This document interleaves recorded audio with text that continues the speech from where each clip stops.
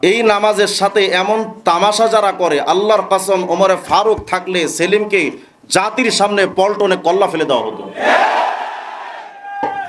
বাংলাদেশ প্রশাসনের কাছে আমাদের আবেদন হলো, বাংলাদেশ গণতান্ত্রিক রাষ্ট্র হিসেবে আপনারা সবার কথা বলবার অধিকার দিয়েছেন, ঠিক আছে, আমরা মানছি, কিন্তু গণতন্ত্রের বক্তব্যের অর্থ যদি এই হয় আমার নামাজকে নিয়ে বিকৃতি করবে, গণতন্ত্রের দাবি যদি এই হয় আমার রাসূল নিয়ে কটূক্তি করবে, যারা আল্লাহকে নিয়ে গালি দিবে তাদেরকে নাস্তিক হিসেবে আখ্যায়িত করবে না, আমার গণতন্ত্রের দাবির অর্থ যদি এই হয় ইসলামকে খ্রিস্টান ধর্মের দাবি করা, তাহলে আমরা স্পষ্ট করে বলে দিই এমন গণতন্ত্রের কপালে ঝাঁটাপিটা করে মুসলমানেরা।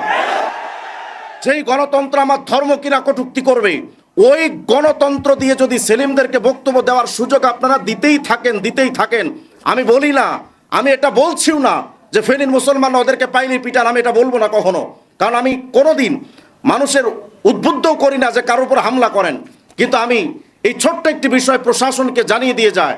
এখানে হয়তো অনেক মুসলমান এমন আছে যারা নামাজ পড়ে না, অনেক যুবক এমন আছে দাড়ি রাখে না, গায়ে পাঞ্জাবি দেয় না, কিন্তু এই যুবকদের মধ্যে আল্লাহর কসম তাদের হৃদয় স্পন্দনে এমন ঈমান লুকিয়ে আছে, ওই ঈমানের গায়রাতে যদি আঘাত করে, সেলিমরা তো আঘাত করতেই আছে, আমরা হয়তো ওলামায়ে কেরাম মব সৃষ্টি করব না, কিন্তু এই যুবকদের দীপ্ত ঈমানকে আপনারা কন্ট্রোল করতে পারবেন না।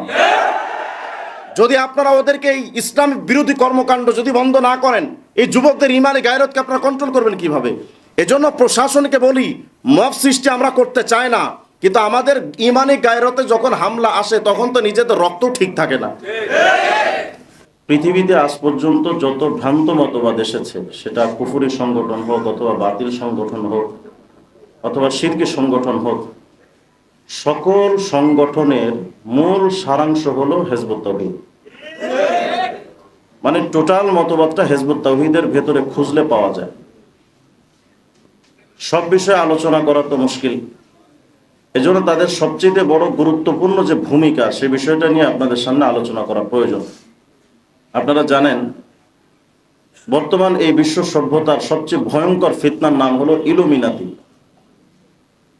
এবং নাস্তিক্যবাদ ইসলাম বিদ্বেষীদের মূল টার্গেট 2030 মূল ভিশনের অন্যতম মূল তাদের পরিকল্পনা বা যে জিনিসটাকে তারা ফোকাস করে সেটা হলো ইন্টারফেইথ, অর্থাৎ সকল ধর্মকে সমন্বয় করা। এটা দাজ্জালীয় ফিতনার সবচেয়ে ভয়ঙ্কর ফিতনা। আমরা এই বিষয়টা একটু ক্লিয়ার সব ভালো করে শুনি।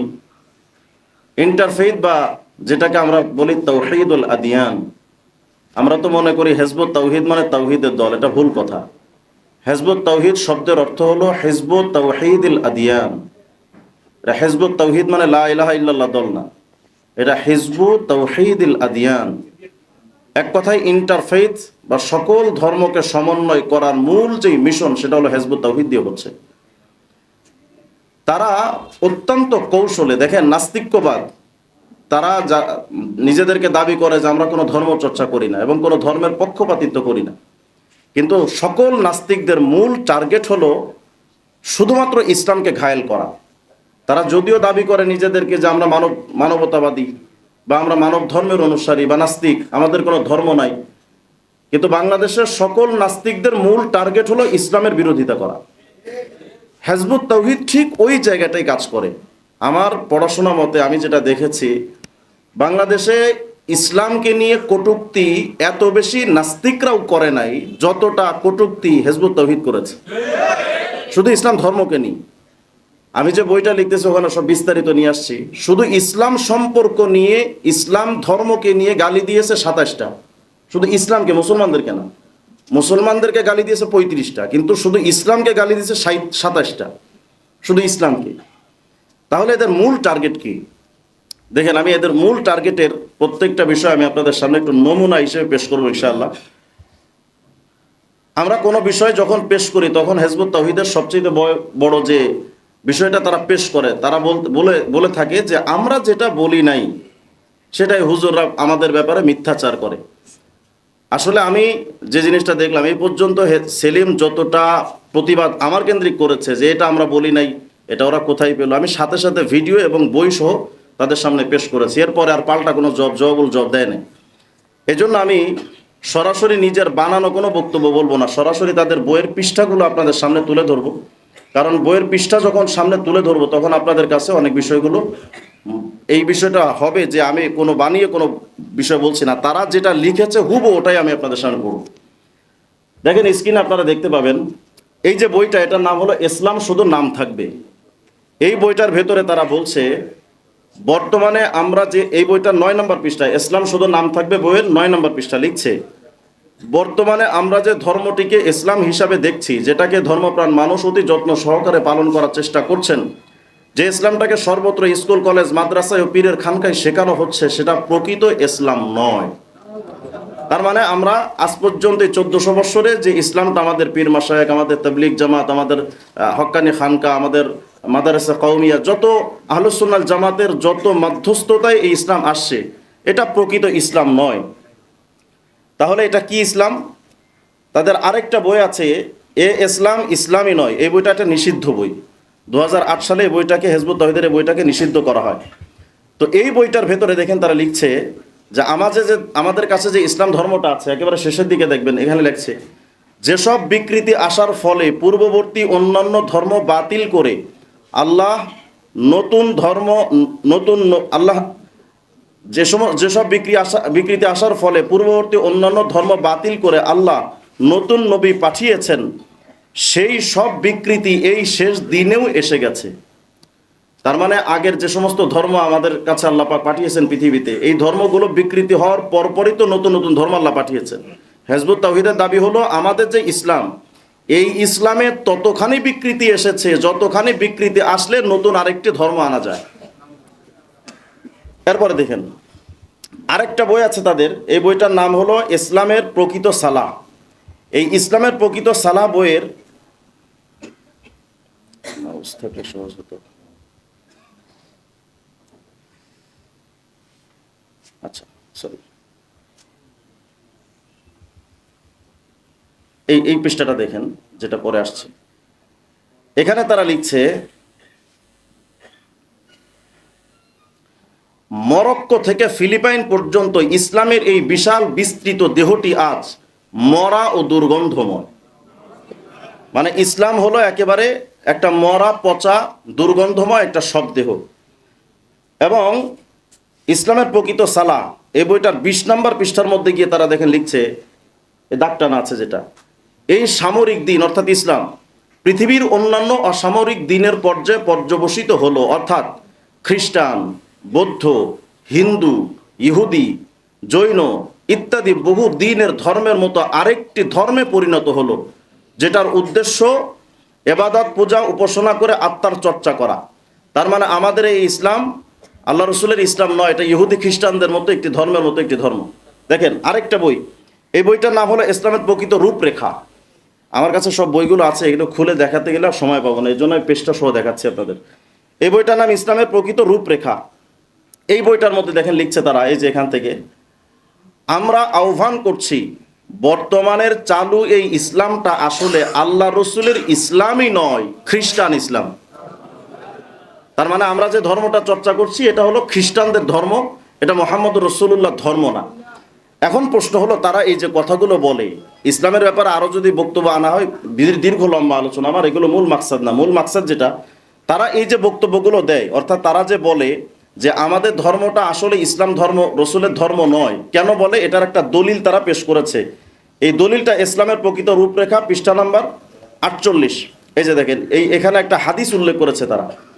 এই যে এখানে লিখছে, এই জন্য মহানবী ভবিষ্যৎবাণী করেছেন আমার উম্মার আয়ু 60-70 বছর। হাদিস আবু হুরায়রা রাদিয়াল্লাহু আনহু থেকে, তিরমিজি, ইবনে মাজাহ, মিশকাত। অর্থাৎ তার প্রকৃত উম্মাহ পৃথিবীতে থাকবে 60-70 বছর, তারপরে যেটা থাকবে সেটা নামে মাত্র উম্মতে মুহাম্মাদি, সেটা প্রকৃতপক্ষে উম্মতে মুহাম্মাদি নয়। এটা হলো তাদের দলিল। এই দলিলটা মূলত জামে তিরমিজির একটা হাদিস এসেছে, 2331 নম্বর হাদিস। হাদিসটা হলো হুজুর সাল্লাল্লাহু আলাইহি সাল্লাম বলছেন, উমর উম্মতি মিন 60 সানাতান ইলা 70 সানা, যে আমার উম্মতের হায়াতের টাইম হলো এই 60 থেকে 70 বছর গড় আয়ু। হুজুর সাল্লাল্লাহু আলাইহি সাল্লামের হাদিসের মূল মাফহুম হলো যে আমার উম্মতের গড় আয়ু, আগের উম্মতরা বেঁচে থাকতো তো 500 বছর, 700 বছর, 1000 বছর। নূহ আলাইহিস সালাম তো 950 বছর শুধু দাওয়াতি কাজ করেছেন। হুজুর সাল্লাল্লাহু আলাইহি সাল্লাম বোঝাতে চাইলেন আমার উম্মতের হায়াত হবে এই 60-70 বছর, কিন্তু আমার উম্মত সওয়াবের দিক থেকে আগের উম্মতের থেকে অনেক দামিভাবে তারা অনেক এগিয়ে যাবে। এটা হলো হুজুর সাল্লাল্লাহু আলাইহি সাল্লামের মূল মাফহুম।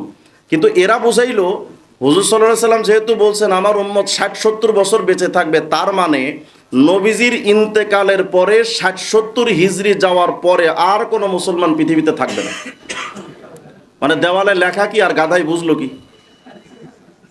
হুজুর বললেন এক কথা আর গাধা বললো আর এক কথা। যদি আমাদের তাদের এই দাবিটা মানতে হয়, তাহলে আমি দু একটা প্রমাণ আপনাদের সামনে পেশ করি। আমাদের রাসূল সাল্লাল্লাহু আলাইহি সাল্লাম ইন্তেকাল করেছেন 11 হিজরিতে। আমরা সকলে এখানে উলামায়ে কেরাম আছে। আমি আসলে এত দালাইল আলোচনা করব না, কারণ এখানে সব উলামায়ে কেরাম। আমি শুধু পয়েন্টগুলো আলোচনা করব। রাসূলুল্লাহ সাল্লাল্লাহু আলাইহি সাল্লাম ইন্তেকাল করেছেন 11 হিজরিতে। এরপরে যদি 60-70 হিজরির পরে আর মুসলমান না থাকে, তাহলে যদি আমরা 70 হিজরিটাও ধরি, তাহলে সব মিলিয়ে 81 হিজরি, মানে 81 হিজরির পরে আর কোনো মুসলমান থাকবে না। যদি এই বক্তব্যটা আমাদের মানতে হয়, তাহলে দেখেন ইবনে হাজার মক্কি রাহমাতুল্লাহ আলাইহি মিশকাত শরীফের ব্যাখ্যা গ্রন্থে লিখছেন যে ওয়াসিলা ইবনুল আসকা লাইসি রাদিয়াল্লাহু আনহু নবীজির সাহাবী, ইন্তেকাল করেছেন 85 হিজরিতে। আব্দুল্লাহ ইবনে আবি আওফা রাদিয়াল্লাহু আনহু ইন্তেকাল করেছেন 87 হিজরিতে। হযরত সাহাল ইবনে সাদ রাদিয়াল্লাহু আনহু ইন্তেকাল করেছেন 88 হিজরিতে। আনাস ইবনে মালিক রাদিয়াল্লাহু আনহু ইন্তেকাল করেছেন 93 হিজরিতে। হযরত আব্দুল্লাহ ইবনে জুবাইর রাদিয়াল্লাহু আনহু ইন্তেকাল করেছেন 94 হিজরিতে। জাবির ইবনে আব্দুল্লাহ রাদিয়াল্লাহু আনহু ইন্তেকাল করেছেন 94 হিজরিতে। আবু তুফাইল আমির ইবনে ওয়াসিলা রাদিয়াল্লাহু আনহু তিনি ইন্তেকাল করেছেন 110 হিজরিতে। এখন যদি হিজবুত তাওহীদের সেলিমের ব্যাখ্যা মানতে হয় যে নবীজির ইন্তেকালের 60-70 হিজরির পরে আর কোনো মুসলমান থাকবে না, তাহলে এই যে সাহাবায়ে কেরাম 110 হিজরি পর্যন্ত বেঁচে ছিলেন, তাহলে হিজবুত তাওহীদের সেলিমকে ফতোয়া দিতে হবে ওই সাহাবীরাও বেঈমান। যদি ওই সাহাবীরা বেঈমান হয়, তাহলে হিজবুত তাওহীদ মিথ্যাবাদী। ওই সাহাবীরা যদি মুসলমান হয়, তাহলে হিজবুত তাওহীদের দাবি মিথ্যা। আর যদি হিজবুত তাওহীদের দাবি সত্য মানতে হয়, তাহলে সাহাবীদের ঈমান দুর্ঘটনায় পড়ে যায়। আরেকটা হাদিস দেখেন, রাসূলুল্লাহ সাল্লাল্লাহু আলাইহি ওয়াসাল্লাম বুখারী শরীফের মধ্যে আসছে 6429 নম্বর হাদিস, খায়রুন নাসি কারনী সুম্মা আল্লাযীনা ইয়ালুনাহুম সুম্মা আল্লাযীনা ইয়ালুনাহুম। সব প্রত্যেকটা খুতবায় আমরা শুনি হুজুর সাল্লাল্লাহু আলাইহি ওয়াসাল্লাম বললেন সর্বশ্রেষ্ঠ যুগ আমার, এর পরের যুগ, এর পরের যুগ। এই তিনটা যুগ একত্রিত করলে ইমাম নববী রাহমাতুল্লাহ তিনটা যুগের বিস্তারিত ব্যাখ্যা লিখেছেন। শেষ পর্যন্ত 280 হিজরি পর্যন্ত এই তিনটা যুগ যায়, সোনালী তিনটা যুগ। এখন যদি সেলিমের বক্তব্য মানতে হয়, হুজুর সাল্লাল্লাহু আলাইহি সাল্লামের দাবি মতে 280 হিজরি পর্যন্ত সোনালী যুগ, আর হিজবুত তাওহীদের সেলিমদের দাবি মতে 81 হিজরি থেকে এই যুগটা হলো বেঈমানির যুগ। এখন আমি আপনাদের কাছে জানতে চাই, হুজুর সাল্লাল্লাহু আলাইহি সাল্লাম যদি সত্যবাদী হয়ে থাকেন আর সাদিকুল মাসদুক হয়ে থাকেন, তাহলে সেলিমরা কি সত্যবাদী না মিথ্যাবাদী? আচ্ছা, এরপরে দেখেন আরেকটা হাদিস, সহিহ মুসলিমের 1037 নম্বর হাদিস, লা তাযালু ইসাবাতু মিনাল মুসলিমিনা ইকাতিলুনা আলাল হক যাহিরিনা আলা মান নাওয়াহুম ইলা ইয়াউমিল কিয়ামা। হুজুর সাল্লাল্লাহু আলাইহি সাল্লাম হাদিসের মূল মাফহুম হলো, হুজুর সাল্লাল্লাহু আলাইহি সাল্লাম বললেন, দেখো কিয়ামত পর্যন্ত একটা জাতি থাকবে যেই জাতি সর্বদা হকের উপরে জিহাদ করে বিজয়ী থাকবে। ভালো করে এটা খেয়াল রাখি আমরা, যে হুজুর সাল্লাল্লাহু আলাইহি সাল্লাম বললেন কিয়ামত পর্যন্ত একটা জাতি থাকবে যেই জাতি হকের উপরে আমরণ বেঁচে থাকবে, তারা কখনো বাতিল হবে না, পরাজিতও হবে না। এখন আমার বক্তব্য হলো 81 হিজরির পরে যদি আর ইসলাম না থাকে, তাহলে হকের মুসলমান দল থাকার কথা না। কথা বুঝাতে পারিনি? যদি হকের দল কিয়ামত পর্যন্ত থাকে, হক কোনো ব্যক্তি হক থাকতে গেলে তো হক মতবাদ থাকা দরকার, তাই না? হক মতবাদ যদি না থাকে, তাহলে তাহলে তো হকপন্থী থাকার কথা না, যেহেতু নির্ঘাত মিথ্যা। এরপরও যদি আমাদের তর্কের খাতিরে মেনে নিতে হয় যে 81 হিজরির পরে আর কোনো মুসলমান থাকবে না, অর্থাৎ রাসূলুল্লাহ সাল্লাল্লাহু আলাইহি ওয়াসাল্লামের ইন্তেকালের 60-70 হিজরির পরে আর কোনো মুসলমান থাকবে না, এই বক্তব্য যদি আমাদের মানতে হয়, তাহলে এটাও তো এই বক্তব্য মানতে গিয়ে আমাদের তো এটাও মানতে হবে, যেহেতু 1300 হিজরির পরে হিজবুত তাওহীদের জন্ম, 60-70 হিজরির পরে 81 হিজরির পরে যদি আর কোনো মুসলমান না থাকে, তাহলে সেলিমদের বক্তব্য অনুযায়ী সেলিম পন্নী তার 14 গোষ্ঠীর সব বেঈমান। সুতরাং কোন বেঈমানরা মুসলমানদের বক্তব্য, মুসলমানদের উপরে কুফরির ফতোয়া দিবে, এটা কোনোভাবেই মুসলমান বরদাস্ত করতে পারে না।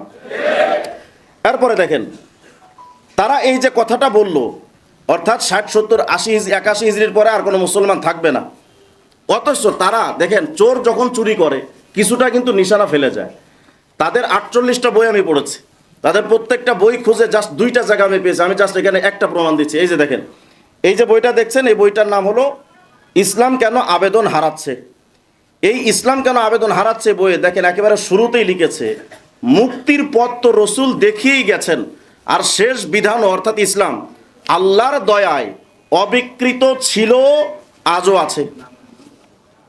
এখন আমার প্রশ্ন হলো সেলিমদের কাছে, যে এই বক্তব্য যদি সত্য হয়, তাহলে 81 হিজরি সংক্রান্ত ইসলাম নিয়ে যে কটূক্তিমূলক ব্যাখ্যা দিয়েছে ওগুলো মিথ্যা, আর ওগুলো যদি সত্য হয় তাহলে এটা মিথ্যা। এখন আমি জানতে চাই সেলিমদের কাছে যে তোমাদের বক্তব্য কোনটা মিথ্যা? যে কোনো একটা তো মিথ্যা। সুতরাং যাদের বক্তব্যে ইসলাম সম্পর্কে এমন বক্তব্য মিথ্যা থাকে, তারা থাকতে অতি দ্রুত আর দাজ্জাল প্রয়োজন হয় না। এরপরে দেখেন, তারা এভাবে করে ইসলামকে কটূক্তি করলো, ইসলামকে এত মারাত্মকভাবে বক্তব্য দিয়েছে এটা কল্পনা করা যাবে না। জাস্ট আমি এখন এই যে ইসলামকে তারা কটূক্তি করলো, এই ইসলামকে কটূক্তি করার পর তারা যে ভয়ঙ্কর কাজ, আমি যে এতক্ষণ বক্তব্য দিচ্ছি কেন, এটার মূল পয়েন্ট এখন আসবে। দেখেন, তাদের মূল টার্গেট হলো ইসলামকে সমালোচিত করা। ইসলামকে সমালোচিত করে এই মুসলমানদেরকে নিবে কোথায়? এই জন্য আমার সামনে এই যে লেখাটা আপনারা দেখছেন, এটা হলো তাদের গঠনতন্ত্রের 73 নম্বর পৃষ্ঠা। তাদের যে গঠনতন্ত্র, আমার এখানে আছে সব বইগুলো। এই গঠনতন্ত্রের 73 নম্বর পৃষ্ঠায় তারা একটা অঙ্গীকারনামা লিখেছে। অর্থাৎ তারা বোঝাতে চায় যে আমরা যখন, মানে হিজবুত তাওহীদ কাউকে যখন সদস্য করতে চায়, এই সদস্য করার আগে তারা একটা অঙ্গীকার করায়। যেমন কোনো এমপি মন্ত্রীকে যখন মূল দায়িত্ব দেওয়া হয় তখন আগে শপথ বাক্য পাঠ করানো হয়, ঠিক তেমনিভাবে হিজবুত তাওহীদকে কাউকে সদস্য করার আগেই, এটা সদস্য করার আগে পড়ে না, সদস্য করার আগে তারা একটা শপথ বাক্য অর্থাৎ অঙ্গীকারনামা পাঠ করায়। দেখেন এই অঙ্গীকারনামার মধ্যে তারা কি লিখছে, এই হেদায়েতে যারা নেই, অর্থাৎ হিজবুত তাওহীদে যারা নেই, অর্থাৎ বাকি দুনিয়ার সমস্ত মানুষ থেকে আমি ভিন্ন ও বিচ্ছিন্ন। তার মানে হিজবুত তাওহীদ যারা করে না তারা ছাড়া আর সব কিছু থেকে, মানে শুধু হিজবুত তাওহীদ তাদের সমাজ, এর বাহিরে আর কোনো সমাজ তাদের নাই। যে কোনো তারা আমাদের মসজিদে আসে না, আমাদের কোরবানিতে শরীক হয় না, আমাদের কোনো ক্ষেত্রেই তারা শরীক হয় না। ওদের মধ্যে বাস করলেও আমি ওদের একজন নই। আকীদার বিকৃতি ও হেদায়েতের অভাবের কারণে ওরা আল্লাহ রসুলকে বিশ্বাস করে, সালাহ, নামাজ, সওম, রোজা, হজ, যাকাত বহু নফল ইবাদত করে গেলেও ওগুলো কোনো কাজে আসবে না। মানে আমরা যত তাহাজ্জুদ পড়ি কোনো কাজে আসবে না, কিন্তু বায়েজিদ খান পন্নী বিড়ি টানলে একেবারে জান্নাত কনফার্ম। এরপর লিখতেছে, আমি তাদের সাথে কোনো ইবাদত করব না, আমি ইবাদত করব শুধু এই আন্দোলনের ভাই ও বোনদের সঙ্গে। সবচেয়ে বড় ভয়ঙ্কর পয়েন্টটা হলো এই জুমলাটা, এই বাক্যটা, আমি বর্তমানের বিকৃত ইসলাম থেকে হিজরত করলাম। মা মানাল হিজরা। দেখেন, আমি হিজরতের ব্যাখ্যাটা আমরা দিলে তো ওরা আবার বিশ্বাস করে না। হিজবুত তাওহীদ নিজেরাই ইসলামের ব্যাখ্যা কি, অর্থাৎ হিজরত শব্দের অর্থ কি, এখানে প্রথম আমি যে বক্তব্যগুলো দিয়েছি যে তারা বলে যে আসলে ইসলাম নয়। দেখেন তারা এই ইসলামের ব্যাপারে কি বলছে, আমি ভিডিওটা একটু আপনাদেরকে শোনাই।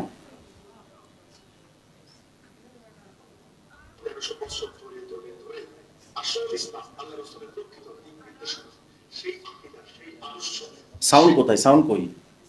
সাউন্ড বাড়ার জন্য সাউন্ড দেন।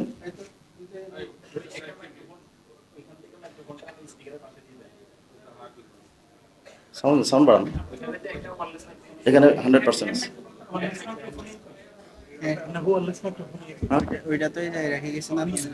আপনাদের মাইক, আচ্ছা আপনারা কি ওদিকে শুনতে পান? আওয়াজটা যায়?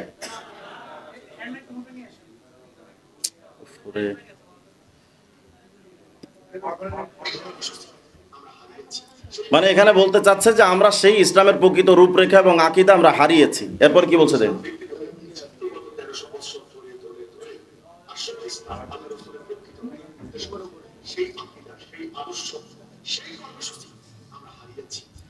মানে ইসলামের সেই প্রকৃত রূপরেখা এবং আকীদা আমরা হারিয়ে ফেলেছি।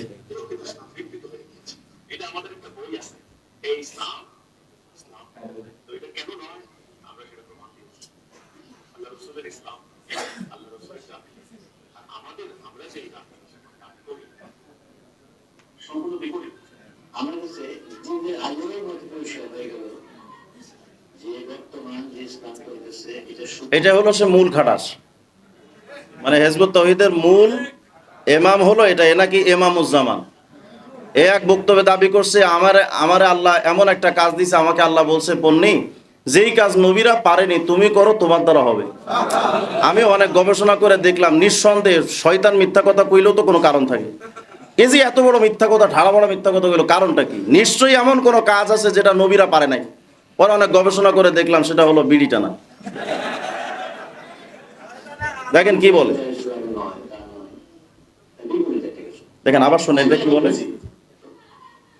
যে বর্তমান যে ইসলাম চলতেছে এটা শুধু যে আল্লাহ ইসলাম নয় তা নয়, বিপরীতে ঠিক আছে। সেটা আমরা বলেছি যে ইসলাম নামে যে জিনিসটা আমরা মনে করছি, চর্চা করছি, আল্লাহ রসুলের প্রকৃত ইসলাম নয়। আমাদের এই কথা 100% ডাইরেক্ট সহি।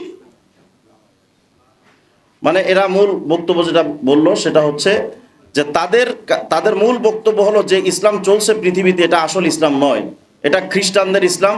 এবং তারা মূল যে কথাটা বলতে চায় যে 1917 সালে 1881 সালে যে কলিকাতা আলিয়া মাদ্রাসা তৈরি হয়েছিল, ওই কলিকাতা আলিয়া মাদ্রাসা থেকেই এই ইসলামের তৈরি হয়েছে, এই ইসলামটা রসুলের ইসলাম নয়। আচ্ছা, এরপরে আমি যে জিনিসটা আপনাদেরকে দেখালাম যে তারা মূলত মুসলিম সমাজ থেকে আলাদা করতে চায়, মুসলমানদের থেকে আলাদা করে ফেলে, এটার একটা বক্তব্য আমি দেখাই আপনাদের। এই দেখেন, খুব ভালো করে এটা খেয়াল করেন। তো যখনই আপনি আমার আনুগত্য করবেন, 4 নম্বরের শর্ত হবে তখন আপনি এই প্রচলিত তাওহীদের বাহিরে যারা আছে তাদের সাথে আপনার ধর্মীয় কোনো আনুগত্য চলবে না, থাকবে না, অর্থাৎ কোনো বায়াত থাকবে না, তাদের আনুগত্য থাকবে না। যারা হিজবুত তৈরি আসছেন, আপনার এখন থেকে যারা কোনো ধরনের বিনিময় নেয়, বিনিময় স্বার্থ উদ্ধার করে, তাদের সাথে কোনো আর ইবাদত করতে পারবেন না। এটা আমাদের অঙ্গীকারের সময় আমরা বলি। এই জায়গাটা আপনি যদি তাদেরকে প্রশ্ন করেন যে যারা হেজবুত তাওহীদ তো মূল কথা বলে যে সমস্ত আলেমরা ধর্ম ব্যবসায়ী, এখন যদি হেজবুত তাওহীদকে আপনি প্রশ্ন করেন যে তোমাদের কাছে ধর্ম কি, তখন তারা বলে ধর্ম শুধুমাত্র মানুষের সেবা করা, নামাজ রোজা কয় না এগুলো ধর্ম না। এখন যদি নামাজ রোজা হজ যাকাত ওয়াজ নসিহত এগুলো ধর্ম না হয়, ওই কাজ করে যদি কেউ পারিশ্রমিক নেয় সে ধর্ম ব্যবসায়ী হবে কেন? তাদের কাছে মূল বক্তব্য হলো যে মানুষের সেবা করাটাই হলো ধর্ম। তাহলে বায়েজিদ খান পন্নী তার 86 জীবনের পুরা সময়ের অধিকাংশ সময় কাটিয়েছে হোমিওপ্যাথি ব্যবসায়, তার মানে মানুষের সেবা করে। এবং তারা বইয়ের মধ্যে লিখেছে তিনি হোমিওপ্যাথি ব্যবসা করেই সংসার চালাতেন। তাহলে আমার বক্তব্য হলো মানুষের সেবা করে টাকা কামাই করা, ওটাই যদি মানুষের সেবা করাই যদি হয় ধর্ম ব্যবসা, সেই ধর্ম ব্যবসা করে যে পন্নী উপার্জন করতো, তো পন্নী তো সর্বপ্রথম ধর্ম ব্যবসা করছে বাংলাদেশে। এরপরে দেখেন হিজবুত তাওহীদে এই যে কথাগুলো বললো যে আমরা এই ইসলামের চর্চা করি না, ইসলাম থেকে আলাদা করে ফেলছে, আলাদা করে তারা নিচ্ছে কোথায়? এই ভয়ঙ্কর ষড়যন্ত্রটা আপনাদেরকে এখন দেখতে হবে। দেখেন সামনে আর একটা পেজ আসবে, একটা পৃষ্ঠা, এই পৃষ্ঠাতে একটু খেয়াল করেন। তাদের মূল বক্তব্য হলো যে আমরা যে ইসলামটা, মুসলমানরা যে ইসলামটা চর্চা করে এটা আসল ইসলাম নয়। তাহলে আসল ইসলাম কোনটা? তারা তাদের বইয়ের মধ্যে লিখেছে, আরে এটা মাউস থাকলে সহজ হতো, কেমনে করবো এটা তাড়াতাড়ি।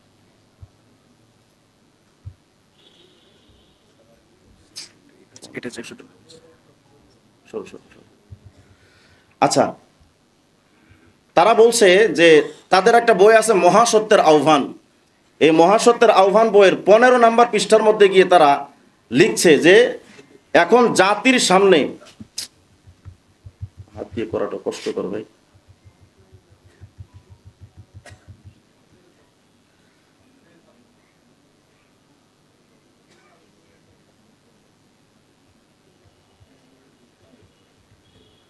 এখানে বলতেছিলাম একটা বিষয় যে তারা তাদের গঠনতন্ত্রের বইয়ের মধ্যে তারা তাদের অঙ্গীকারনামা লিখছে। এই পয়েন্টটা আরেকটু দেখায় দিই।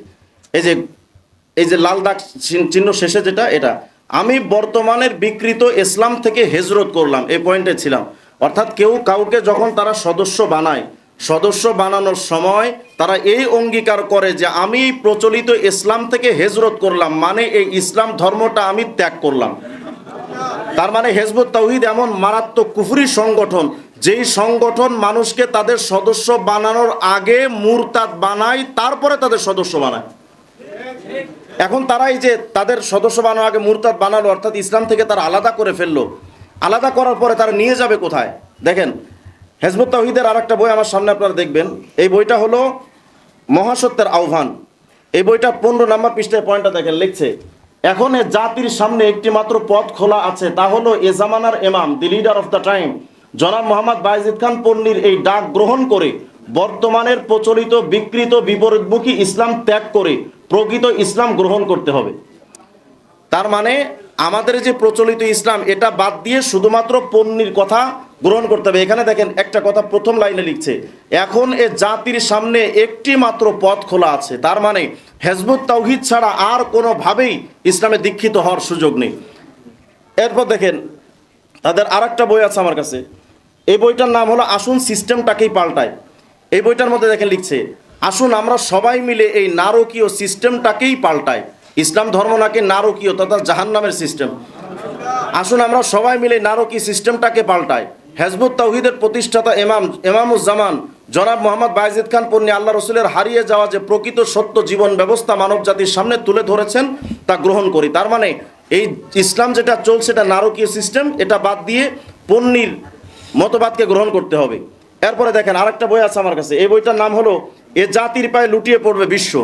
এই বইটার 51 নম্বর পৃষ্ঠার মধ্যে গিয়ে তারা লিখছে, সুতরাং যতই অবজ্ঞা করা হোক, যতই অপপ্রচার করা হোক, আল্লাহই সমস্ত মানব জাতির উদ্ধারকর্তা। খুব খেয়াল করেন, আল্লাহই সমস্ত মানব জাতির উদ্ধারকর্তা হিসেবে হিজবুত তাওহীদকে মনোনয়ন করেছেন। হিজবুত তাওহীদকে মনোনীত করছেন শুধুমাত্র জাতির, মানে একমাত্র হিজবুত তাওহীদকে নির্বাচিত করা হয়েছে মানুষকে উত্তরণের জন্য। মানব জাতির, খেয়াল করেন, মানব জাতিকে এই অবস্থা থেকে উদ্ধার করার সমাধান আল্লাহ হিজবুত তাওহীদের কাছেই দিয়েছেন। তাই এই মহাসত্যকে যারা গ্রহণ করবে না তাদের মুক্তির উপায় নেই। তার মানে এখন জাতি যদি মুক্তি পেতে চায় তাহলে একমাত্র হিজবুত তাওহীদ গ্রহণ করতে হবে। অথচ রাসূলুল্লাহ সাল্লাল্লাহু আলাইহি সাল্লামের হাদিস জামে সগীরের মধ্যে আসে, হুজুর সাল্লাল্লাহু আলাইহি সাল্লাম বলছেন, লাউ নাযালা মূসা ফাত্তাবাতুমুহু ওয়া তারাকতুমুনি লা যালালতুম। এই জামানায় যদি মুসা নবীরও আগমন হতো, মুসা নবীও যদি জীবন্ত থাকতেন, তাহলে মুসা নবীর জন্য আমাকে মানা ছাড়া আর কোনো সুযোগ ছিল না। আপনারা যারা মানে এখানে কাদিয়ানি সম্প্রদায় সম্পর্কে আপনারা জানেন, কাদিয়ানি বলেছিল মেরে বেগায়ের সব তারিকি হে, আমাকে ছাড়া আর কিছু মানা যাবে না। মেরে বেগায়ের মেরে সেওয়া সব কুছ বন্ধ হ্যাঁ, আমাকে ছাড়া সব কিছু বন্ধ, আর কিচ্ছু মানা যাবে না। তো আমাদের উপমহাদেশে সবচেয়ে বড় ভয়ঙ্কর কুফরি সংগঠন কাদিয়ানীদের যেই দাবি, অর্থাৎ তাদের ছাড়া আর কিচ্ছু মানা যাবে না, আর হিজবুত তাওহীদের দাবি এদের ছাড়া আর কিচ্ছু মানা যাবে না। হুজুর সাল্লাল্লাহু আলাইহি সাল্লাম বললেন, নবীজির মতবাদ ছাড়া আর কিচ্ছু মানা যাবে না। নবীর কথা যদি সত্য হয়, হিজবুত তাওহীদ কাদিয়ানী ভাই ভাই, ওদের প্রত্যেকটা বক্তব্য কুফরির সাথে চলে যায়, এদের সাথে মুসলমানের সম্পর্ক নাই। অথচ হিজবুত তাওহীদ কি বলছে এবার দেখেন, এবার তো আরো আশ্চর্য হয়ে যাবেন। হিজবুত তাওহীদের একটা বই আছে আদর্শিক লড়াই, পৃষ্ঠা নাম্বার 15। এই যে দেখেন নিচে এখানে লিখছে, মানে আমাদের ইসলাম তো নবীর ইসলাম না, খ্রিস্টানদের ইসলাম। এজন্য ইসলাম ত্যাগ করে হিজবুত তাওহীদকে মুক্তির উপায় হিসেবে আল্লাহ পাঠিয়েছেন, অতএব হিজবুত তাওহীদ গ্রহণ করতে হবে। এরপরে দেখেন হিজবুত তাওহীদ বানাইছে কারা, লিখতেছে, হিজবুত তাওহীদ সৃষ্টি করেছেন আল্লাহ স্বয়ং। মানে আল্লাহ নিজে নাকি হিজবুত তাওহীদ মানে তৈরি করছেন, তিনি একে গত 19 বছর ধরে পরিচালনা করছেন। মানে আল্লাহ এটা সৃষ্টি কইরা আল্লাহ নিজে এটা 19 বছর ধরে আল্লাহ পরিচালনা করছেন। তো আমি বক্তব্যটা যখন পড়লাম তখন আমি ভাবতেছি, সেলিম তুই যেখানে থাকিস শয়তান ওখানে ভয়ও যায় না। এত বড় শয়তানি বক্তব্য তো শয়তানও বিশ্বাস করতে পারে না যে আমার চাইতে বড় শয়তান তো এটা। দেখেন আমি এবার আপনাদেরকে মূল পয়েন্ট, তারা যে দাবি করলো আল্লাহ এটা তৈরি করছে, এটা কত বড় মিথ্যা কথা তাদের বই থেকে। আমি সেলিমকে একটা চ্যালেঞ্জ করছিলাম অনেক আগে, যে তুমি তো কোরআন হাদিস ভাই বুঝো না, তোমার সাথে কোরআন হাদিস নিয়ে বসাটাও আমার জন্য যৌক্তিক না। সুতরাং আমি আমার বই নিয়ে তোমাদের সাথে বসবো না, আমি তোমাদের বই নিয়ে বসবো। এই যে একটু আগে বললো যে হিজবুত তাওহীদকে আল্লাহ তৈরি করছে, আল্লাহ নাকি এটা চালাচ্ছে। এখন দেখেন তো হিজবুত তাওহীদের ধর্মের রূপরেখা কি। এই বইটার নাম হলো শ্রেণীহীন সমাজ সাম্যবাদ প্রকৃত ইসলাম, এর পৃষ্ঠার নাম্বার হলো 52। এই বইটার মধ্যে দেখেন এই যে দাগটানা, এখানে লিখতেছে, আমরা বলি না যে আপনারা আল্লাহ বিশ্বাসী হয়ে যান, মোমেন হয়ে যান, পরকালে বিশ্বাসী হয়ে যান। আল্লাহর প্রতি কে ঈমান আনবে কে আনবে না সেটা তারা আল্লাহর সঙ্গে বুঝবে। সুতরাং আল্লাহর প্রতি বিশ্বাস স্থাপন করানো আমাদের কাজ নয়। তাহলে বলেন এরা কি হিজবুত তাওহীদ না হিজবুত তাওহীদ আল আদিয়ান? এদের মূল বক্তব্য তাওহীদই নাই, অথচ একটু আগে বললো যে আল্লাহ তৈরি করছে হিজবুত তাওহীদকে, আল্লাহ পরিচালনা করছে 19 বছর ধরে। এখন যেই আল্লাহর প্রতিষ্ঠিত ধরে যদি নেই যে আল্লাহ প্রতিষ্ঠা করছে, আল্লাহ চালাচ্ছেন, যেই মতবাদের মধ্যে ঈমানই নাই, সেই মতবাদটা কি আল্লাহর চালানো নাকি শয়তানের চালানো? অথচ তারা তাদের শয়তানকে আল্লাহ বানায় ফেলছে। লা হাওলা ওয়ালা কুওয়াতা ইল্লা বিল্লাহিল আলিয়্যিল আযীম। যাদের মতবাদের মধ্যে ঈমানই নাই, সেই হেজবুত তাওহীদ না গ্রহণ করলে আর মুক্তি পাওয়া যাবে না, এটার তো ডাহা মিথ্যা কথা। এরপর দেখেন আরেকটা পৃষ্ঠা, এরপর আরেকটা বই, এই বইটার নাম হলো তাকওয়া ও হেদায়া। দেখেন লিখছে, এই তাকওয়া হেদায়া নামক বইয়ের মধ্যে শ্রেণীহীন সমাজ সাম্যবাদ প্রকৃতি ইসলাম বইয়ের 11 নম্বর পৃষ্ঠা লিখছে তাদেরকে, মানে এই প্যারাটা লেখা হয়েছে নাস্তিকদের সম্পর্কে। দেখেন নাস্তিকদের ব্যাপারে কি বলছে, তাদেরকে যে যাই বলুক, মানে নাস্তিকদেরকে যে যাই বলুক, আমরা তাদেরকে ধর্মহীন মনে করি না, কারণ মানুষের পরম ধর্ম মানবতা তাদের মধ্যে পুরো মাত্রায় আছে। খুব খেয়াল করেন, আরো আরেকটা পয়েন্ট আসতেছে। তাহলে এই বক্তব্য দ্বারা তারা দাবি করলো যে নাস্তিকরা ধার্মিক, অথচ নাস্তিকরা নিজেরাও নিজেদেরকে ধার্মিক মনে করে না। নাস্তিকরা নিজেরাও ধার্মিক মনে করে না, অথচ এরা জোর করে নাস্তিকদের ধার্মিক বানায়। আরো কি বানাচ্ছে দেখেন, এই যে পৃষ্ঠা, এই বইটার নাম হলো তাকওয়া হেদায়া, পৃষ্ঠা নাম্বার 7। এই বইটার মধ্যে লিখতেছে, অন্যান্য ধর্মে এমনকি আল্লাহকে অবিশ্বাসকারী নাস্তিক কমিউনিস্টদের মধ্যে বহু মানুষ আছেন যারা ন্যায় অন্যায় ঠিক অঠিক দেখে জীবনের পথ চলতে চেষ্টা করেন। তারা মিথ্যা বলেন না, মানুষকে ঠকান না, অন্যের ক্ষতি করেন না, যতটুকু পারেন অন্যের ভালো করেন, গরিবকে সাহায্য করেন, তারা মুত্তাকি। খেয়াল করে নেব না, নাস্তিকদের ব্যাপারে বলছে নাস্তিকরা কি মুত্তাকি, কিন্তু তারা হেদায়েতে নেই, সেটা ভিন্ন কথা। কিন্তু নাস্তিকদেরকে মুত্তাকি তো শয়তানও কয় না।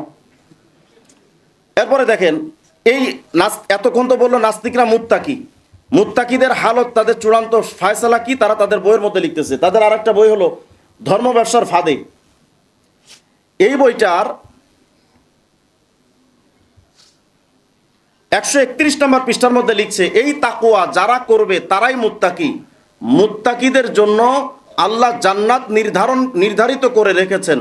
যিনি যত বেশি তাকওয়া অবলম্বন করবেন তিনি জান্নাতের ততই উচ্চ স্তরে অবস্থান করবেন। এটাই হচ্ছে মর্যাদার মানদণ্ড। আমি বুঝাতে চাই, একটু আগে বললো নাস্তিকরা মুত্তাকি, আর এখানে এসে বলছে নাস্তিকরা কনফার্ম জান্নাতি। তাহলে এই দুইটা বক্তব্যকে সমন্বয় করলে তো বোঝা যায় নাস্তিকরাও জান্নাতি, ঠিক না? আমি এই যে নাস্তিকদের বিষয়টা বেশি গুরুত্ব দিয়ে আপনাদেরকে এখানে শোনাচ্ছি কেন জানেন? হেজবুত তাওহীদ আসলে নাস্তিকদেরকে বেঈমান মনে করে না। আমি জাস্ট আপনাদের সামনে একটা ভিডিও আপনাদের সামনে শো করি। আমরা জানি সবাই বাংলাদেশের নাস্তিক মুফাসসিল ইসলামকে সবাই আমরা কম বেশি চিনি। আমার একটা বক্তব্য আছে এই ব্যাপারে, যে হেজবুত তাওহীদের সাথে নাস্তিকদের যোগসূত্র কোনটা, ওটা নিয়ে আলোচনা করতে গেলে লম্বা টাইম, ওটা আপনারা পারলে ফেসবুক থেকে দেখে নিন, ওটা অনেক তথ্য দেওয়া আছে ওখানে। দেখেন নাস্তিকদের ব্যাপারে হেজবুত তাওহীদ কিছুদিন আগে নাস্তিক মুফাসসিলের সাথে একটা টক শোতে গেছিল। সেখানে গিয়ে কি বলছে, আগে নাস্তিক মুফাসসিল যে নাস্তিক কিনা এটাকে দেখা যাক, যে নাস্তিক মুফাসসিল আসলে নাস্তিক কিনা, এটা দেখি, তারপরে সেলিমের বক্তব্য আসবে।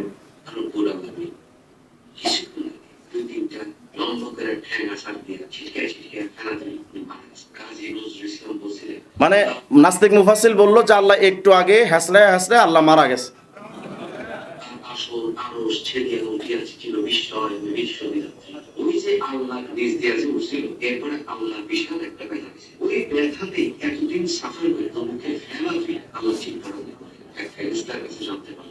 আল্লাহ নাকি পুরুষ হচ্ছে, সেটা নাকি উনি নিজে একটা দেখতে পেলেন। এই দেখ করুন, দেখেছিস?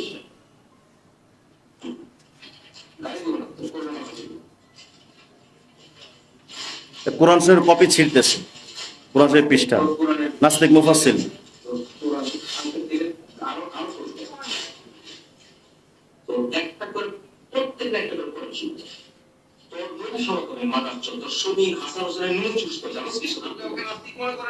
আচ্ছা, এখানে একটা জিনিস বলে গিয়ে, এতক্ষণ আমি আপনাদেরকে দেখালাম নাস্তিক মুফাসসিল কোরআন শরীফ ছিঁড়তেছে, আল্লাহকে গালি দিচ্ছে, নবীকে গালি দিচ্ছে।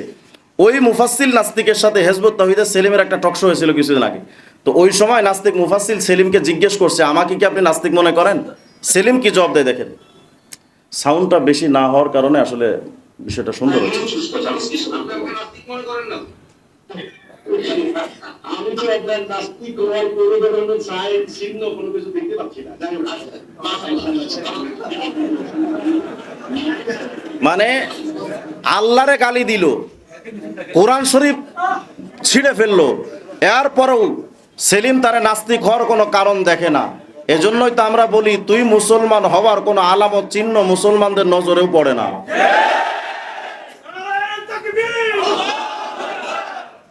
হেজবুত তাওহীদ নাস্তিকদের এজেন্ডা যে বাস্তবায়ন করে, এটার আমি আগে আপনাদেরকে বলেছি, আমার একটা ভিডিও আছে এই ব্যাপারে, আপনারা পারলে সবাই একটু সংগ্রহ করে দেখিন, ওটা বহুত ফায়দামন্দ হবে ইনশাআল্লাহ। এই মুফাসসিল একদিন বলেছিল যে আমাদের নাস্তিকদের তো কোনো ঘর বাড়ি নাই, আমরা যদি প্রতিষ্ঠিত হতে চাই তাহলে লিবারেল একটা ইসলামিক সংগঠন খুলতে হবে। তার মানে একটা বিকল্প শক্তি তৈরি করেন যারা সবার প্রতি সফট কর্নার লালন করবে, তারা মূলত ইসলামের কথা বলবে কিন্তু কাজ করবে নাস্তিকদের, মানে নাস্তিকদের মতবাদ পেশ করবে। এজন্য আমি একটা বই নিয়ে এসেছি। আমি কারাগারে যখন গেছি গত 21 সালে, এই যে হেফাজতের মামলায়, কারাগারে যাওয়ার পর আমি দেখি আমাকে যেখানে রিমান্ডে নিয়েছে, এই রিমান্ডে যাওয়ার পর আমি দেখি আমার সামনেই, মানে যে গারদে আমাদেরকে থাকতে দিত, ওখানে একটা লোক নামাজ পড়ছে, একটা হার্ট অ্যাটাক নামাজ। হার্ট অ্যাটাক নামাজ বলতে আমি আপনাদের নামাজটা একটু মানে দেখাতে পারলে ভালো লাগতো। দেখেন নামাজ,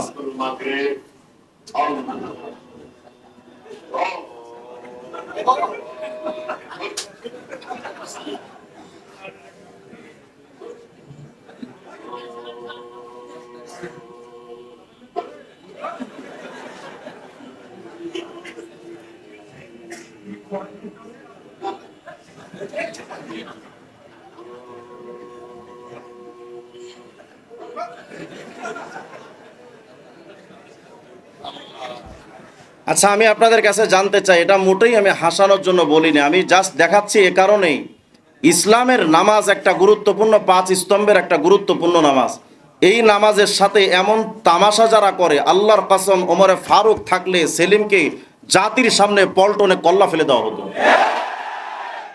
হয়তো বাংলাদেশে ইসলামী খেলাফত নাই, আমরা মব সৃষ্টি করতে চাই না, আমরা এটার পক্ষেও না, কিন্তু বাংলাদেশ প্রশাসনের কাছে আমাদের আবেদন হলো, বাংলাদেশ গণতান্ত্রিক রাষ্ট্র হিসেবে আপনারা সবার কথা বলবার অধিকার দিয়েছেন, ঠিক আছে আমরা মানছি, কিন্তু গণতন্ত্রের বক্তব্যের অর্থ যদি এই হয় আমার নামাজকে নিয়ে বিকৃতি করবে, গণতন্ত্রের দাবি যদি এই হয় আমার রাসূল নিয়ে কটূক্তি করবে, যারা আল্লাহকে নিয়ে গালি দিবে তাদেরকে নাস্তিক হিসেবে আখ্যায়িত করবে না, আমার গণতন্ত্রের দাবির অর্থ যদি এই হয় ইসলামকে খ্রিস্টান ধর্মের দাবি করা, তাহলে আমরা স্পষ্ট করে বলে দিই, এমন গণতন্ত্রের কপালে ঝাঁটাপিটা করে মুসলমানেরা। যেই গণতন্ত্র আমার ধর্ম কিনা কটূক্তি করবে, ওই গণতন্ত্র দিয়ে যদি সেলিমদেরকে বক্তব্য দেওয়ার সুযোগ আপনারা দিতেই থাকেন, আমি বলি না, আমি এটা বলছিও না যে ফেনীর মুসলমানরা ওদেরকে পাইনি পিটান, আমি এটা বলবো না কখনো, কারণ আমি কোনোদিন মানুষের উদ্বুদ্ধও করি না যে কারোর উপর হামলা করেন, কিন্তু আমি এই ছোট্ট একটি বিষয় প্রশাসনকে জানিয়ে দিয়ে যায়। এখানে হয়তো অনেক মুসলমান এমন আছে যারা নামাজ পড়ে না, অনেক যুবক এমন আছে দাড়ি রাখে না, গায়ে পাঞ্জাবি দেয় না, কিন্তু এই যুবকদের মধ্যে আল্লাহর কসম তাদের হৃদয় স্পন্দনে এমন ইমান লুকিয়ে আছে, ওই ইমানের গায়রাতে যদি আঘাত করে, সেলিমরা তো আঘাত করতেই আছে, আমরা হয়তো ওলামায়ে কেরাম মব সৃষ্টি করব না, কিন্তু এই যুবকদের দীপ্ত ইমানকে আপনারা কন্ট্রোল করতে পারবেন না। যদি আপনারা ওদেরকে এই ইসলাম বিরোধী কর্মকাণ্ড যদি বন্ধ না করেন, এই যুবকদের ইমানে গায়রতকে আপনারা কন্ট্রোল করবেন কিভাবে? এজন্য প্রশাসনকে বলি, মব সৃষ্টি আমরা করতে চাই না, কিন্তু আমাদের ইমানি গায়রতে যখন হামলা আসে তখন তো নিজেদের রক্ত ঠিক থাকে না। এরপরে দেখেন আরেকটি বিষয়, একটু আগে তো হিজবুত তাওহীদ বলল যে নাস্তিকরাও জান্নাতে, মানে নাস্তিকরা মুত্তাকি এবং সকল মুত্তাকিরা জান্নাতে যাবে। আচ্ছা এরপরে দেখেন, শুধু নাস্তিকদেরকে যে হিজবুত তাওহীদরা সাপোর্ট দেয় এমন না, তাদের বক্তব্য মতে পৃথিবীর সমস্ত মুসলমানরা বেঈমান। আচ্ছা আর একটা ভিডিও আপনাদেরকে দেখায় নি, ভিডিওর আওয়াজ কি আপনাদের পেছনে যায়? আচ্ছা দেখেন, একটু আগে তো তারা বললো যে সমস্ত মুসলমান থেকে আলাদা হতে হবে এবং মুসলমানদের ব্যাপারে তারা, দেখেন একটা বক্তব্য আগে শোনায় যে মুসলমানদের ব্যাপারে তাদের কনসেপ্টটা কি। একজন সাংবাদিক প্রশ্ন করছে যে বর্তমান মুসলমানদের ব্যাপারে আপনার ধারণা কি, বাকিটা কি বলছে দেখেন।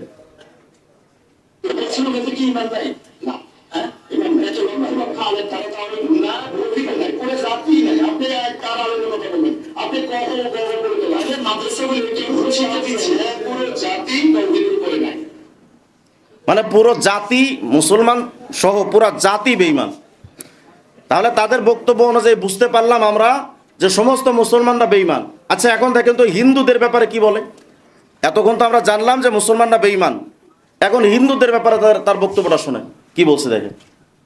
আপনারা মনে করেন যে মুসলমানরা আমাদের হিন্দুদেরকে কাফের মনে করেন, নো, যারা আপনাদেরকে একসাথে কাফের আখ্যা দিচ্ছে তারা ভুল করছে। আল্লাহকে বলছেন হিন্দু কাফের, আল্লাহকে বলছেন আপনারা সংজ্ঞা দিচ্ছেন হিন্দু কাফের।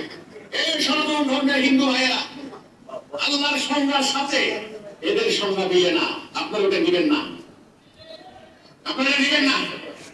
তার মানে আমি বুঝাতে চাইলাম এটা যে হিজবুত তাওহীদের বক্তব্য হলো যে বর্তমান বিশ্বের সমস্ত মুসলমান বেঈমান, কিন্তু হিন্দুরা কাফের না। কাফের কাফের হিন্দুতাওহীদ কাফের হিন্দুতাওহীদ কাফের এরপরে শুধু তাই নয়, এবার দেখেন হিন্দুদের সম্পর্কে তাদের কনসেপ্টটা কি। আমরা তো সকলে এই বিষয়টা জানি যে রামায়ণ, বেদ, গীতা, ত্রিপিটক, মহাভারত এগুলো সমস্ত সবকিছুই মানে মানুষের বানানো। এমনকি বাইবেল যেটা, ইনজিল, তাওরাত নামে যেটা চালায়, এগুলো মানুষের বানানো। আগে দু একটা ভিডিও দেখি, তারপরে তাদের বই থেকে দেখব কি মারাত্মক কুফরি সংগঠন এটা, এখন ক্লিয়ার হবে। দেখেন, প্রথম আমরা রামকৃষ্ণের ব্যাপারে একটু শুনি। রামকৃষ্ণের ব্যাপারে আমাদের শ্রীরাম সেলিম সাহেব কি বলে একটু দেখি। রামচন্দ্র সম্পর্কে যা লেখাপড়া করেছি সামান্য, বেশি কিছু করতে পারি না, সামান্য। এতে করে যা জেনেছি তাতে রাম রাজত্ব বলতে সেই খেলাফতের সুমহান আদর্শের প্রতিচ্ছবি আমি দেখতে পাই। এই বিচার সুবিচার, তার মানে রাম যে বিষয় প্রতিষ্ঠা করছিল ওইটা আবু বকর, ওমর, ওসমান, আলী রাদিয়াল্লাহু আনহুম তাদের খেলাফতের মূল বিষয়টা ছিল রামের কাছে। বলেন তো এই বক্তব্য যখন দিছে, আমার তো মনে হয় শয়তান মুচকে মুচকে হাসছে যে সেলিম তো আমারও আড়ায় দিলি। এরপর দেখেন কৃষ্ণের ব্যাপারে কি বলে। এই কৃষ্ণ কোন সাধারণ মানুষ নয়, তিনি নবী হতে পারেন। অনুকৃষ্ণ রামচন্দ্র যুধিষ্ঠির এনারা নবী ছিলেন, মানবেন না? মানবেন। ওনারা আল্লাহ রাসূল, যেমন মনুর সঙ্গে নামে তো মিল আছে, মনু ওনাদেরকে অসম্মান করা যাবে না, অশ্রদ্ধা করা যাবে না। আর হিমালয় অনেক কাছে, এখানে কত লক্ষ লক্ষ নবী রাসূল, কত হাজার হাজার নবী রাসূল আসতে পারে না, যাদেরকে এটা এরা বলা অবতার।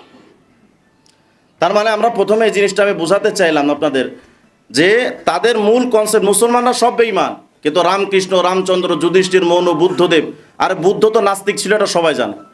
রামকৃষ্ণের জীবনে যদি আপনি রামায়ণে পড়েন তো আপনার মাথা ঘুরে যাবে যে একজন মানুষ এত দুশ্চরিত্র হয় কেমনে। আচ্ছা, আমি সহজ একটা প্রশ্ন করি, কৃষ্ণ কি সাদা ছিল না কালা ছিল? বলেন বলেন, কোন নবী কি কালা ছিল? তাহলে ও নবী হলো কেমনে? মানে কোরআন হাদিসে দলিল বাদ দেন, একটা কমন সেন্সও তো থাকা দরকার যে নবীরা তার যুগের সবচেয়ে সৌন্দর্যের অধিকারী ছিলেন। তো কৃষ্ণ তো দিকে তাকাইলে তো হাড়ির পাতিলে চাইতে কালা, সেই লোকটারও জোর করে নবী বানাবে।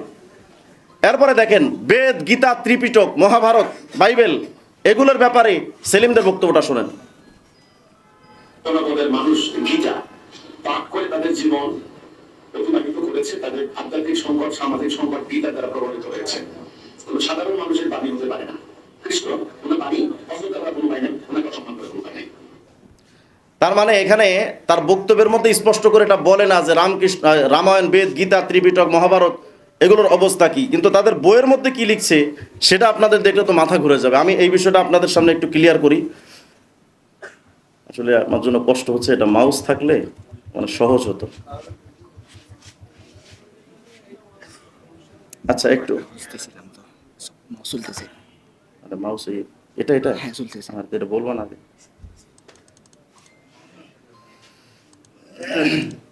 দেখেন এই যে এখানে এই বইটার নাম হলো 10 নম্বর পৃষ্ঠার মধ্যে লিখছে, মানব জাতির বর্তমান পরিস্থিতিতে আমরা কাউকে কোনো বিশেষ ধর্মের প্রতি আকৃষ্ট করাকে গুরুত্বপূর্ণ মনে করছি না। তার মানে হিজবুত তাওহীদ নির্দিষ্ট কোনো ধর্মের দিকে ডাকে না। কেন বা ডাকবে? তারা তো হিজবুত তাওহীদের দিকেই ডাকে। এরপরে দেখেন একটু পরে, এই যে এই বইটার নাম হলো মহাসত্যের আহ্বান। এই মহাসত্যের আহ্বান বইয়ের 105 নম্বর পৃষ্ঠার মধ্যে লিখছে, আমরা কাউকে ইসলাম, হিন্দু, বৌদ্ধ, খ্রিস্টান বা ইহুদি ইত্যাদি কোনো বিশেষ ধর্মের প্রতি আকৃষ্ট করছি না। আমাদের কথা হচ্ছে যার যার ধর্ম বিশ্বাস তার তার কাছে। এই কথাগুলো কেন বলছে এর পরের পৃষ্ঠাগুলো যদি আপনারা পড়েন তাহলে আরো ক্লিয়ার হবে। দেখেন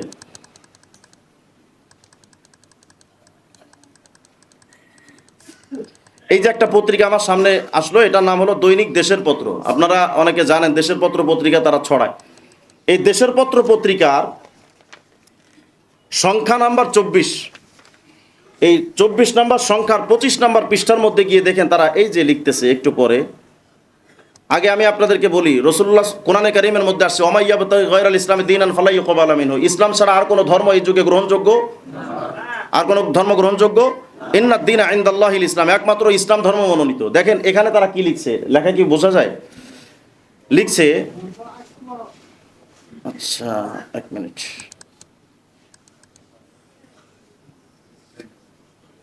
দেখেন এই যে লিখছে, এখানেই প্রশ্ন, ইসলামের শেষ সংস্করণ এসে যাওয়ার পরও, মানে আমাদের ধর্ম যে ইসলাম, ইসলামের শেষ সংস্করণ, তো ইসলামের শেষ সংস্করণ এসে যাওয়ার পরও ইসলাম গ্রহণ না করে পূর্ববর্তী ধর্ম বিশ্বাসে স্থির থেকে কেউ কি স্বর্গে তথা জান্নাতে যেতে পারবেন?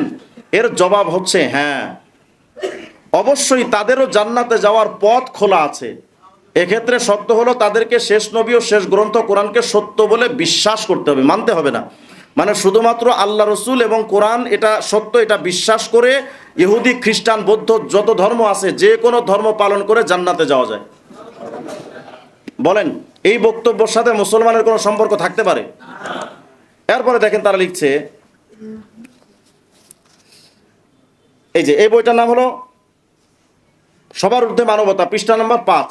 এখানে লিখছে, সুতরাং ধর্মকে পুনঃস্থাপন করে মানুষের কল্যাণ সাধনের জন্য ভারতবর্ষে এসেছিলেন শ্রীকৃষ্ণ, রামচন্দ্র, যুধিষ্ঠির, মধ্য এশিয়া এসেছেন ইব্রাহিম আলাইহিস সালাম, ইহুদিদের মধ্যে এসেছেন মুসা আলাইহিস সালাম, দাউদ আলাইহিস সালাম, ঈসা আলাইহিস সালাম, ইয়াহিয়া, ইয়াকুব, এমনই আরো বহু নবী রসুল অবতার। তার মানে এখানে শ্রীকৃষ্ণ, রামচন্দ্র, যুধিষ্ঠির এদেরকে আমাদের ইব্রাহিম আলাইহিস সালাম, ঈসা নবী, ওনাদের মতোই নবী হিসেবে উত্থাপন করা হয়েছে। এরপরে দেখেন আরেকটা বই আছে আমার, এই যে পৃষ্ঠাটা, এই বইটার নাম হলো গণমাধ্যমের করণীয়। এখানে লিখছে, কেবল কোরআন নয়, জবুর, গীতা, বেদ, ত্রিপিটক ইত্যাদি ধর্মগ্রন্থ আল্লাহ পাঠিয়েছেন কাব্যময় করে। তার মানে এই জবুর, গীতা, বেদ, ত্রিপিটক এগুলো আল্লাহর পাঠানো কোরআন শরীফের মতো আসমানি কিতাব। এরপরে দেখেন আরেকটা বই হলো, এই বইটার নাম মহাসত্যের আহ্বান, 105 নম্বর পৃষ্ঠা। আমাদের স্রষ্টা এক, নবী অবতার গণও এসেছেন, নবী অবতার গণও এসেছেন একই স্রষ্টার পক্ষ থেকে, তাদের আনিত গ্রন্থাবলীকেও আল্লাহর কিতাব বলে জানতে হবে। তার মানে রামকৃষ্ণ যে রামায়ণ নিয়ে এসেছেন, এক কথায় যত অবতাররা হিন্দুস্থানে আসছে তারা যে সমস্ত গ্রন্থ রচনা করছে এই সমস্ত গ্রন্থগুলোকে আল্লাহর কিতাব বলে জানতে হবে। এরপরে দেখেন এই যে একটা পৃষ্ঠা আমার সামনে আছে, এই পৃষ্ঠাটা হলো দৈনিক দেশের পত্র সাপ্তাহিক সংকলন সংখ্যা নাম্বার 24, পৃষ্ঠা নাম্বার 23। দেখেন এই 23 নম্বর পৃষ্ঠার মধ্যে কি লিখছে, এখানে খুব খেয়াল করেন, লেখা কি বোঝা যায়? এই যে লিখছে, সুতরাং এটা সুস্পষ্ট হলো যে কেবল কোরআন দিয়েই যে ফায়সালা দিতে হবে আল্লাহ তা বলেননি। মানে বর্তমান জামানায় শুধু কোরআন দিয়েই বিচার সালিশ করতে হবে আল্লাহ এটা বলেননি। তাহলে কি বলেছেন? তিনি বলেছেন আনজালাল্লাহ, অর্থাৎ আল্লাহর অবতীর্ণ বিধান। দেখেন এবার লিখছে, বেদ, তাওরাত, জিন্দাবেস্তা, ত্রিপিটক, জবুর, ইনজিলও আল্লাহর অবতীর্ণ, সুতরাং সেগুলো দিয়ে ফায়সালা দিলেও সেটা ইসলামেরই ফায়সালা, সেটাই সমাজে শান্তি আনবে। তার মানে শুধুই কোরআন নয়, যে কোনো ধর্মগ্রন্থ দিয়ে, সেটা হিন্দুদের হোক, বৌদ্ধদের হোক, খ্রিস্টানদের হোক, কোনো অসুবিধা নাই। শুধু যে এটা অন্য ধর্মগ্রন্থের ব্যাপারে বলছে এমন নয়। এই যে আমার সামনে একটা বই দেখতে পাচ্ছেন, এই যে পৃষ্ঠাটা, এই পৃষ্ঠাটা আল্লাহর মৌজেজা বইয়ের নাম।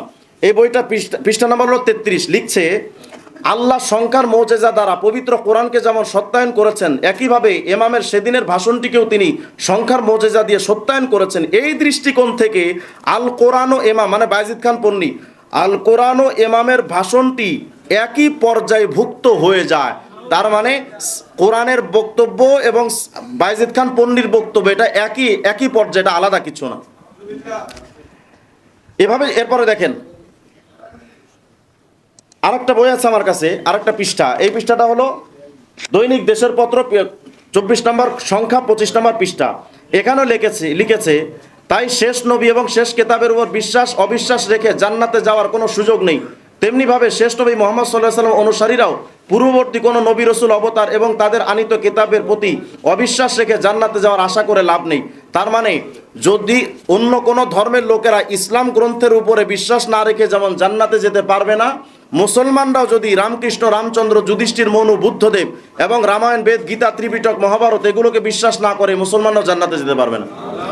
এভাবে যদি আসলে তাদের ব্যাপারে যদি বিস্তারিত আলোচনা করতে হয়, লম্বা টাইমের ব্যাপার, আমি যে পয়েন্টগুলো আপনাদের সামনে এখানে তুলে ধরেছি, আমি জানতে চাই এই পয়েন্টগুলো যদি কোনো মুসলমান গ্রহণ করে সে কি কোনোভাবেই মুসলমান হতে পারে?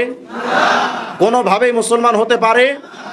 এই হিজবুত তাওহীদের সেলিমরা গত সরকারের আমলে সরাসরি আসাদুজ্জামান কামালের প্রোটেকশন নিয়ে এই বাংলাদেশে কাজ করেছিল, আমাকে 6টা মামলা দিয়ে আমাকে বারবার এসবি অফিসে আমাকে ডাকিয়েছে। বর্তমান যে সেলিমরা এই দেশে কাজ করছে, আমি একটা কৌশলী কথা আপনাদেরকে বলে যায়, আমরা মনে করছি যে বিএনপি সরকার এদেরকে প্রোটেকশন দিচ্ছে। আমার ধারণা, আমার গবেষণা ভিন্ন। এই সেলিমদেরকে সরাসরি পরাজিত এবং ফ্যাসিস্ট শেখ হাসিনা এদেরকে প্রোটেকশন দিচ্ছে। যে কারণে দেখবেন বিএনপি সরকার আসার সাথে সাথে এদের হঠাৎ উত্থান, কারণ এরা জানে শেখ হাসিনা সরকার এটা ভালো করে শেখ হাসিনা জানে, যদি এদেরকেই দিয়ে মুসলমানদেরকে এভাবে গালিগালাজ করানো যায় তাহলে বাংলাদেশে একটা বিশৃঙ্খলা দ্রুত ঘটানো সম্ভব। সুতরাং বিএনপি সরকার যদি মনে করেন যে গণতান্ত্রিক দেশ, তারাও কাজ করার অধিকার আছে, এটা আপনাদের ক্ষমতার জন্য এটা একটা হুমকি হয়ে পড়বে। সুতরাং এখনই আপনাদের এর ব্যাপারে সক্রিয় হওয়া দরকার। প্রশাসনের ভাইদেরকে একটা পয়েন্ট বলি, আমাদের সম্ভবত ফরাজি ভাই বলে গেছেন, ইসলামের প্রকৃত রূপরেখা বইয়ের 40 নম্বর পৃষ্ঠা পড়েন। এই 40 নম্বর পৃষ্ঠার মধ্যে হেজবুত তাওহীদের সেলিম বলেছে, তারা লিখেছে যে বর্তমানে অস্ত্রের সাথে সম্পর্ক না থাকলে, মানে যার সাথে অস্ত্রের সম্পর্ক, অস্ত্রের সাথে যার সম্পর্ক নাই, সে কোনো দরজা দিয়েও জান্নাতে যেতে পারবে না। আমি প্রশাসনদের কাছে জানতে চাই, হেজবুত তাওহীদের সেলিমের এই বক্তব্য যদি মানতে হয় যে জান্নাতে যেতে গেলে, মুসলমান হতে গেলে অস্ত্রের সাথে সম্পর্ক রাখা লাগবে, যেহেতু তারা ছাড়া মুসলমান নয়, তার মানে তাদের কাছে অস্ত্র আছে, তাদের সাথে অস্ত্রের সাথে তাদের সম্পর্ক আছে। আপনারা যে এই বক্তব্য সেলিমরা দিল, এই বক্তব্যটাকে আপনারা মানেন কিনা? আমাদের প্রশ্ন হলো, প্রশাসন যদি এই অস্ত্র সংক্রান্ত হিজবুত তাওহীদের সেলিমদের বক্তব্য মেনে নেয়, তাহলে ওই অনুমতিটা আমাদেরকেও দেওয়া হোক, অর্থাৎ অস্ত্র আমাদের হাতে নেওয়ার বৈধতা দেওয়া হোক। আল্লাহর কসম কোনো নেতা লাগবে না, আমরা নিজেরাই যথেষ্ট। আর যদি আপনারা বলেন যে নিয়ম অনুযায়ী, বাংলাদেশের সংবিধান অনুযায়ী তাদের এই বক্তব্যটা সরাসরি জঙ্গিদের বক্তব্য, সুতরাং অতি সত্বর এই ফেনী সহ বাংলাদেশের প্রত্যেকটা জায়গা থেকে হিজবুত তাওহীদকে নিষিদ্ধ করতে হবে। যদি আপনারা প্রশাসনের লোকেরা মনে করেন আমরা আপনাদের কাছে দয়া ভিক্ষা চাচ্ছি, আল্লাহর কসম করে দয়া ভিক্ষা নয়, এটা আমাদের সাংবিধানিক অধিকার। সুতরাং যদি আপনারা সহজভাবে তাদেরকে বন্ধ না করেন, আমি 8 বছর ধরে চিল্লাচ্ছি, জাতিকে সজাগ করার জন্য আমি কথা বলে যাচ্ছি। সুতরাং এখন সময় এসে গেছে। আমি তো এমনও চেয়েছি যে আমাকে তারা গুম করে দিক, আমাকে প্রয়োজন হত্যা করুক, বাংলাদেশের সমস্ত মুসলমান তাদের ব্যাপারে জাগ্রত হোক। আলহামদুলিল্লাহ, এখন সে জাগরণের সময় এসেছে। খুব তাড়াতাড়ি এমন একটা সময় আসবে, হয়তো সরকার প্রধান আপনারা তাদেরকে নিষিদ্ধ করেন, আর যদি না করেন টেকনাফ থেকে তেতুলিয়া পর্যন্ত প্রত্যেকটা জায়গায় তাদের আস্তানা কিন্তু থাকবে না। আমরা কিন্তু এটা বলি না, আমরা শোনেন, আমি বলি না এটা যে আপনারা মব সৃষ্টি করেন, কিন্তু আমি শুধু মুসলমানদের ইমানি চেতনার জাগরণের কথা বলে যাচ্ছি। এটা মুসলমানদের ভেতরের কথা। তারা তাদের সামনে তাদের মুসলমানদেরকে গালি দিবে, ইসলামকে খ্রিস্টানদের আবিষ্কার বলে গালি দিবে, মুসলমানদেরকে আসমানের চেয়ে সবচেয়ে নিকৃষ্ট বলে গালি দিবে। বোরখার ব্যাপারে তারা বলে বোরখা শয়তানের আবিষ্কার করা, দাড়ির ব্যাপারে তারা বলে দাড়ি টুপি এগুলোর সাথে মুসলমানের কোনো সম্পর্ক নাই। আমাদের নবীর ব্যাপারে তাদের আকীদা নামক বইয়ের মধ্যে লিখেছে আমাদের নবী মোহাম্মদ আজও পর্যন্ত রহমতুল্লিল আলামিন হতে পারে নাই। তারা লিখেছে আমাদের নবী আজও ইসলামের পরিপূর্ণ যে রেসালাতের দায়িত্ব আল্লাহ দিয়েছিলেন, সেই দায়িত্ব আমাদের নবী মৃত্যুর আগে তিনি পরিপূর্ণ করে যেতে পারেন নাই। এই সমস্ত বক্তব্য জানার পর, দেখার পর, বইয়ের মধ্যে পড়ার পর সেলিমরা যে বাংলাদেশে এখনো টিকে আছে, এটাই সৌভাগ্য তাদের। সুতরাং সরকার প্রধানদের উচিত বাংলাদেশের পরিবেশকে সুন্দর স্বাভাবিক রাখার জন্য হিজবুত তাওহীদকে অতি সত্বর নিষিদ্ধ করা। আর যদি নিষিদ্ধ না করেন, মুসলমান যদি একবার জাগরণ সৃষ্টি হয়, মুসলমান যদি একবার সামনে এগিয়ে আসে, এই পরিস্থিতির সামাল দেওয়ার ক্ষমতা পদ্মা, মেঘনা, যমুনার পানি দিয়েও ঠান্ডা করা সম্ভব হবে না।